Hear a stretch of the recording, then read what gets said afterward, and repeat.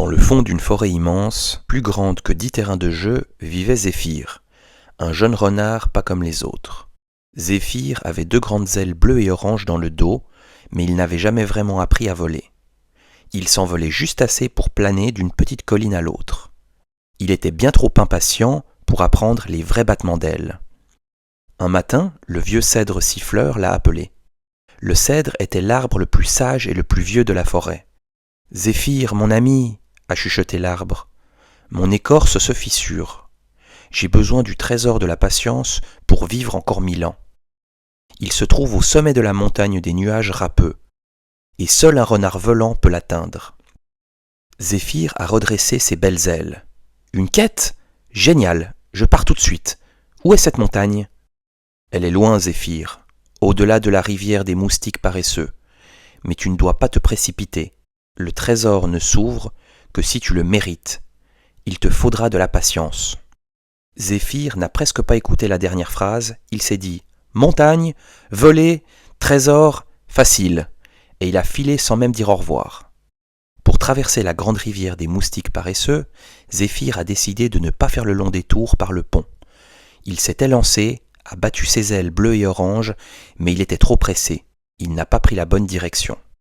Au lieu de s'envoler, il a juste glissé sur l'eau et puis est tombé. « Catastrophe !» a crié Zéphyr en se débattant. Heureusement, Malo, une loutre calme et gentille, est apparue. « Doucement, mon ami !» a dit Malo. « Pour nager, il faut être lent et régulier. Regarde comme je fais. » Zéphyr, trempé et frustré, a dû se forcer et suivre les conseils de Malo. Cela a pris beaucoup plus de temps que voler, mais il a réussi à atteindre l'autre rive. Après la rivière, la carte que le cèdre lui avait donnée menait à une zone appelée le labyrinthe des racines tordues. Les arbres avaient des racines si mélangées que le chemin était impossible à trouver. Zéphyr, agacé, a voulu prendre son élan pour survoler les racines. Il a bondi, mais ses ailes, gorgées d'eau, étaient encore trop lourdes. Il est retombé dans un trou, cette fois rempli de feuilles mortes. Il a entendu une voix. « Tu y vas trop vite !» C'était Cookie, un petit hérisson couvert d'aiguilles qui piquent et d'un grand chapeau de feuilles. Cookie connaissait le labyrinthe par cœur. « Pour sortir, a expliqué Cookie, tu dois regarder où va la lumière. Tu avances un tout petit peu, tu t'arrêtes, tu réfléchis, puis tu avances encore. » Zéphyr a grommelé, mais il n'avait pas le choix. Il a passé 1 heure entière à avancer pas à pas, en regardant bien le chemin avant de bouger. C'était épuisant pour son impatience, mais il est sorti du labyrinthe. Finalement, Zéphyr est arrivé au pied de l'immense montagne des nuages râpeux. Il était tout en bas. Le sommet était si haut que les nuages ressemblaient à un bonnet sur la tête de la montagne. « C'est le moment de s'envoler !» s'est dit Zéphyr. Il a battu ses ailes de toutes ses forces, il est monté très haut, très vite, mais à mi-chemin le vent était trop fort. Les nuages étaient vraiment râpeux et l'air était froid. Il a paniqué et épuisé, il a chuté sur une corniche rocheuse. Un grand aigle blanc, Alba, s'est posé à côté de lui. « Jeune Zéphyr, a dit Alba, tu as la puissance, mais tu n'as pas la maîtrise. Pour voler haut, il ne faut pas se dépêcher. Il faut attendre le bon courant d'air. Tu dois t'arrêter, sentir le vent et n'utiliser tes ailes que pour t'aider à monter avec lui. » Zéphyr a regardé l'aigle. L'oiseau n'était pas pressé. Il planait, il attendait. Alors Zéphyr a attendu aussi. Il a regardé le ciel pendant longtemps, puis il a senti un souffle chaud. Il a battu ses ailes calmement, il s'est laissé porter et il a continué à monter sans effort, tranquillement jusqu'au sommet. Arrivé au sommet, dans un endroit plein de soleil et de silence, Zéphyr a trouvé une petite boîte en bois toute simple.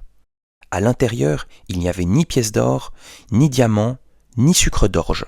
Il y avait seulement un petit miroir. Zéphyr a regardé dedans. Il a vu son propre reflet. Il s'est senti déçu. Mais où est le trésor de la patience ? Soudain, il s'est rappelé de tout ce qu'il s'était passé. Nager lentement, chercher le chemin pas à pas, attendre le bon courant d'air. Le trésor n'était pas la boîte. Le trésor, c'était le nouveau Zéphyr qui regardait dans le miroir. Un renard qui avait appris à respirer, à écouter, à observer et à ne plus se précipiter. Une douce chaleur, La chaleur de cette nouvelle patience qu'il avait trouvée en lui est sortie du miroir et s'est envolée jusqu'à la forêt. Zéphyr est retourné au cèdre siffleur, en planant calmement. Il a raconté son aventure à l'arbre. Pendant qu'il parlait, la chaleur qu'il avait ramenée avait enveloppé le cèdre, et les fissures de son écorce se sont refermées. « Merci Zéphyr, a dit le cèdre. Tu as compris, le trésor de la patience est le temps que tu as pris pour devenir patient. » Zéphyr n'a plus jamais été trop pressé. Il savait que le meilleur moyen d'aller loin, ce n'était pas d'aller vite, mais de prendre le temps d'apprendre et de bien faire les choses. Et surtout, il est devenu le meilleur pilote de la forêt, car il savait attendre le vent parfait. Le vrai trésor n'est pas une chose que l'on trouve, mais une qualité que l'on développe. La patience est la clé de la vraie réussite. Elle t'aide à mieux nager, à mieux chercher et à mieux voler.